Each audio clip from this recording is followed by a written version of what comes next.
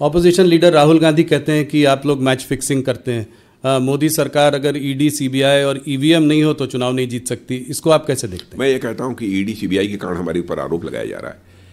क्या करप्शन को root out करने के लिए किसी गवर्नमेंट को अपनी तरफ से प्रयास नहीं करना चाहिए?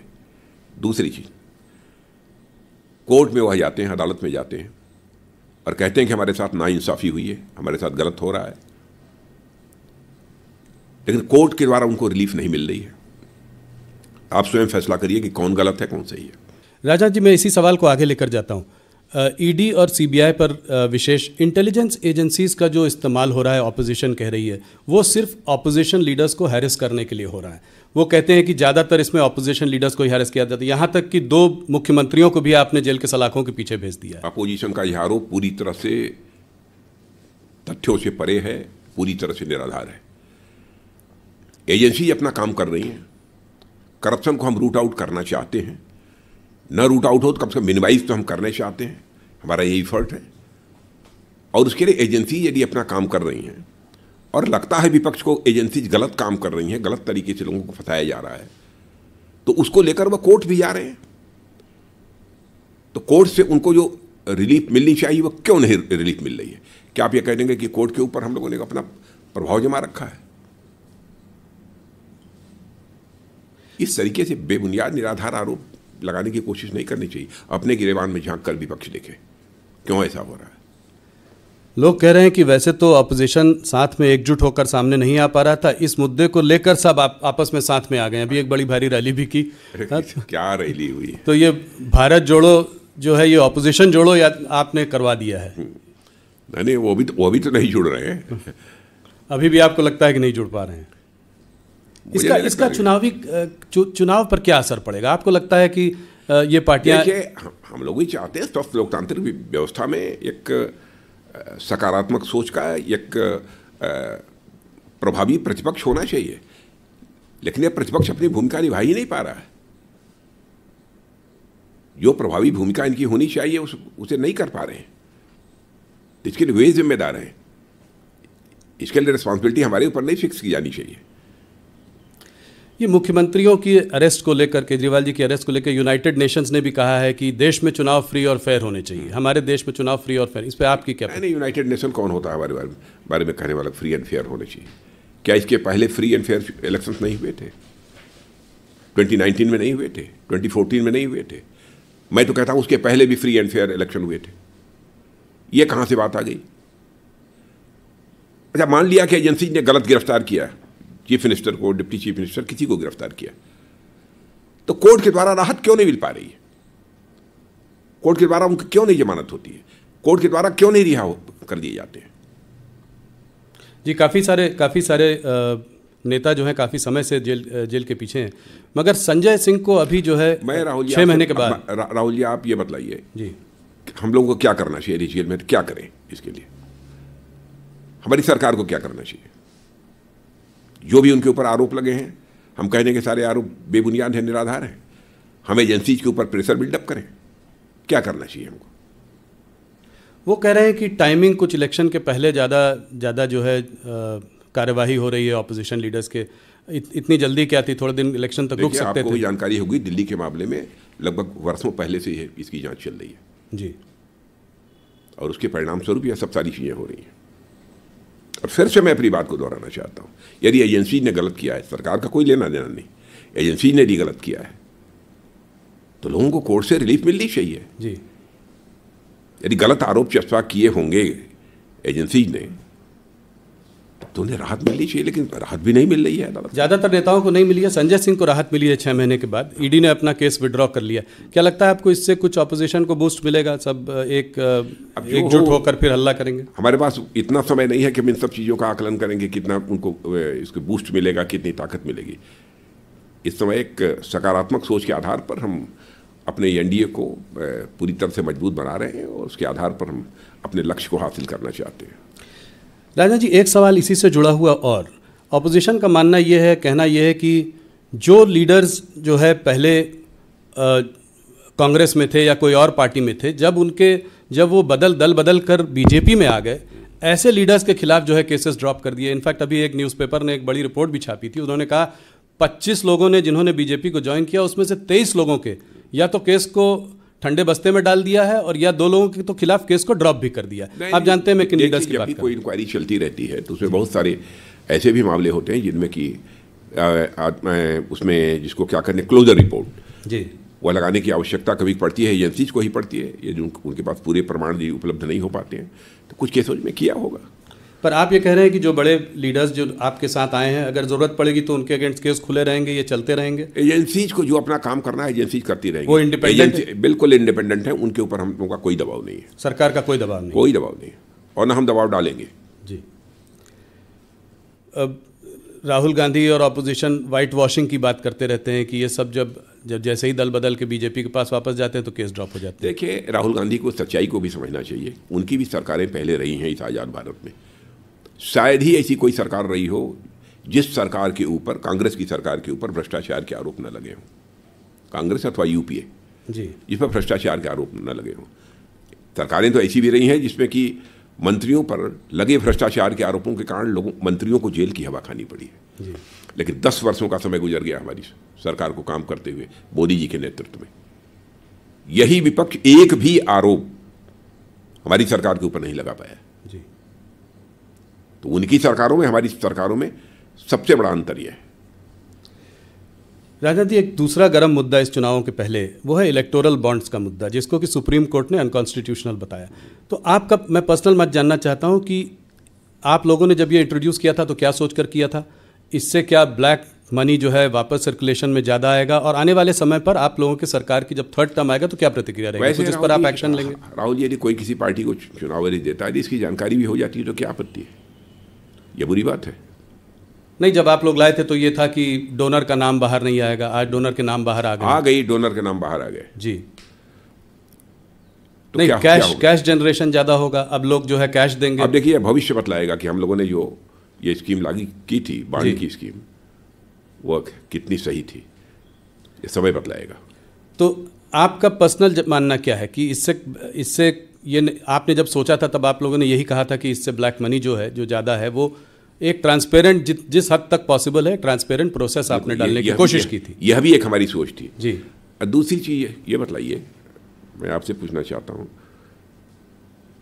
कि कहा जाता है कि इलेक्टोरल बॉन्ड किसका है, किस कंपनी के द्वारा दिया गया है, किस कैपिटलिस्ट के द्वारा दिया गया है, इसकी जानकारी होनी चाहिए। कल तो कोई यह भी कहेगा किसने किस पॉलिटिकल पार्टी को वोट दिया है, इसकी भी जानकारी दी जानी चाहिए। क्या इसे आप स्वीकार करेंगे?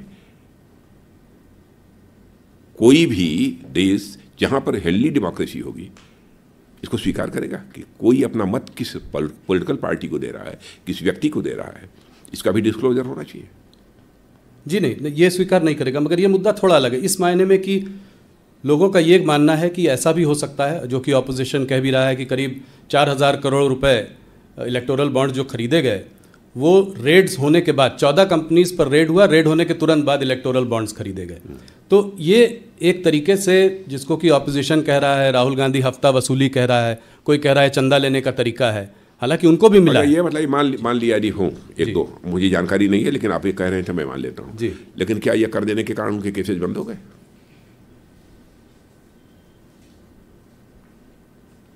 इस सवाल का भी जवाब देना चाहिए विपक्ष को। तो आप कह रहे हैं कि वो केसेस चलते रहेंगे, उसका कनेक्शन नहीं है? हाँ, बहुत सारे ऐसे मामले होते जिनके ऊपर चार्जेज रहते हैं जी, तरह तरह के चार्जेस रहते हैं, बहुत सारी कंपनीज हैं, लेकिन चुनाव के दौरान वो डोनेट करती हैं।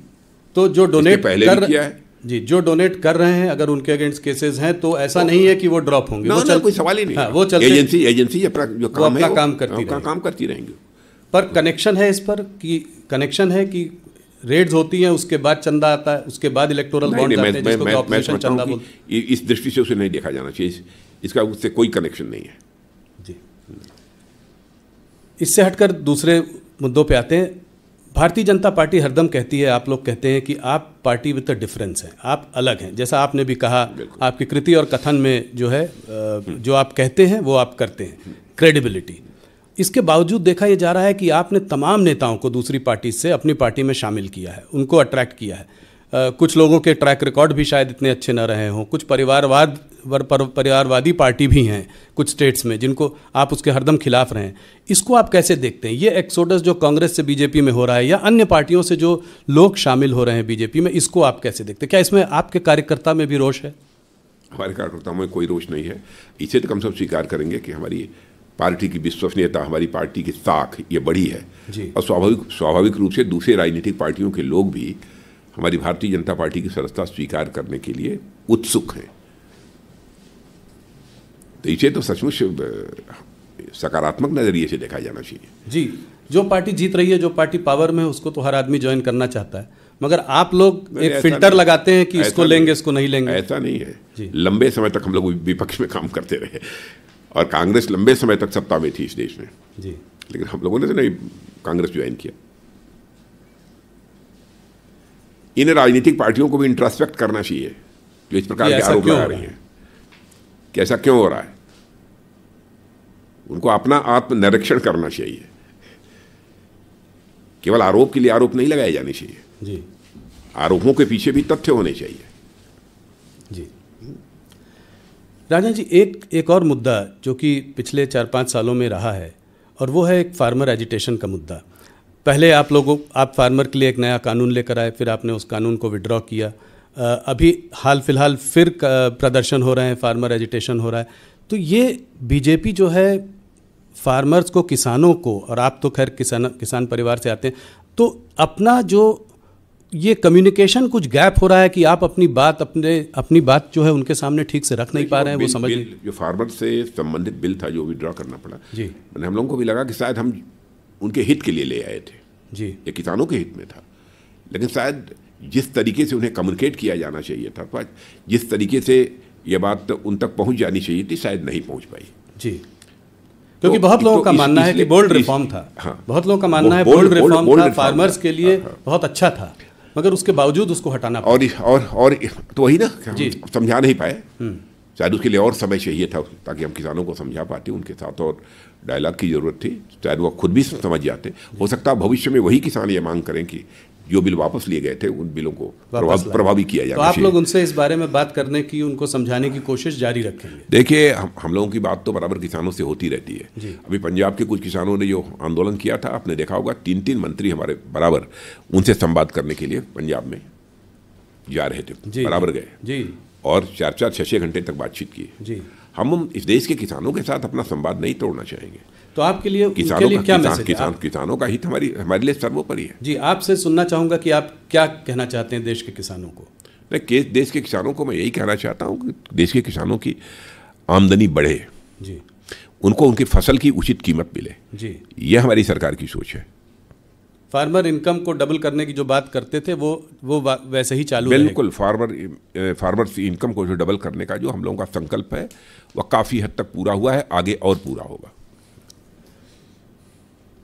राजनाथ जी, आप देखते होंगे प्रधानमंत्री किसान सम्मान निधि के अंतर्गत जी जी किसानों को असिस्ट करने के लिए, ताकि अपनी फसल यदि वह कुछ उगाना चाहते हैं अथवा कोई नई फसल डालते हैं तो उसमें बहुत सारी फर्टिलाइजर की ज़रूरत होती है, पानी की ज़रूरत होती है, कीटनाशक दवाओं की ज़रूरत होती है। कहीं ऐसा ना हो कि पैसे के अभाव में ये सब सारे काम वो न कर सकें जी, ये दवाएं, खाद, यह सब न खरीद सके। इसलिए प्रधानमंत्री किसान सम्मान निधि के अंतर्गत 6,000 रुपया प्रतिवर्ष किसानों को हमारे प्रधानमंत्री जी मुहैया भी कराते हैं जी। 370 का बोल्ड टारगेट है आपके सामने। इस बार आप लोगों को बड़ी उम्मीद है कि साउथ इंडिया से जो है वहाँ से आपके पास काफ़ी सीटें आएंगी। तो पिछली बार लगभग 130 सीटों में आपके पास कुछ 29 सीटें थी, उसमें से 25 कर्नाटका से आई थी, 4 तेलंगाना से। इस बार आप इसको कैसे बदलते देख रहे हैं? कहाँ से और सीटें आएंगी? नहीं, कर्नाटक का तो मान लीजिए 28 के 28 सीटों पर भारतीय 28 से 28। अभी कुछ ही महीनों पहले आप बुरी तरीके से चुनाव हारे हैं वहाँ पे विधानसभा। मैं कह रहा हूँ विधानसभा के चुनाव, लोकसभा के चुनाव की बात छोड़िए जी, बहुत सारे ऐसे राज्य हैं जहाँ पर कि विधानसभा के चुनाव में कांग्रेस को कामयाबी हासिल हुई थी, लेकिन भारतीय जनता पार्टी ने पिछले चुनाव में वहाँ पर लोकसभा के चुनाव में स्वीप किया। कर्नाटका में आप 28 से 28 तो दे रहे हैं, मगर अंदर इंट्रा पार्टी आपकी काफ़ी लड़ाई झगड़ा, मन मुटाव चल रहा है। उसके बावजूद आप कह रहे हैं कि सारी सीटें आप लेकर आएंगे। वहीं पर कोई लड़ाई झगड़े नहीं है, और इस बार तो जेडीएस के साथ समझौता भी है जी। हमारी ताकत पहले से भी कर्नाटक में बढ़ी है। तो 28 में 28। तमिलनाडु, केरला, यहाँ पे अकाउंट खुलेगा आपका? अकाउंट ही नहीं खुलेगा बल्कि अच्छे खासी संख्या में हम सीटों पर विजय भी प्राप्त करेंगे। कहाँ, तमिलनाडु में? तमिलनाडु में करेंगे इस बार। और रिजल्ट आने के बाद फिर राहुल जी मिलेंगे हम लोग। नहीं जरूर जरूर मिलेंगे। पर कितनी सीटें देते हैं आप यहाँ पे तमिलनाडु में, खास करके कितनी सीटें? नंबर ऑफ सीट्स के बारे में तो मैं नहीं कहूँगा जी, लेकिन ठीक ठाक मिलेंगी। जहाँ बिल्कुल हमको शून्य मिलती थी पहले, इस बार तमिलनाडु में हमको विजय प्राप्त होगी।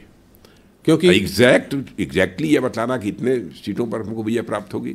केरला में भी अकाउंट, केरला में भी अकाउंट खुलेगा? हाँ बिल्कुल खुलेगा। इस बार कोई ऐसी स्टेट नहीं होगी जी जहाँ पर कि हमारा अकाउंट न खुले। और अकाउंट खोलने की बात तो दूर, हम अच्छी खासी सीटों पर विजय भी प्राप्त कर सकते हैं। तो 130 में से बड़ी पिक्चर, अगर बिग पिक्चर देखें तो 130 में से आपको कितने सीटों की बढ़ोतरी दिख रही है साउथ से? देखिए, नंबर ऑफ सीट्स के बारे में तो मैं नहीं कहूँगा। अच्छी खासी सीटों पर विजय प्राप्त होगी, ताकि हम अपना टारगेट हमारा जो 370 का है जी, उस 370 के टारगेट को हम अचीव कर सकें। और एनडीए के 400 पार का जो हमारा टारगेट है, हम उस टारगेट को अचीव कर सकें।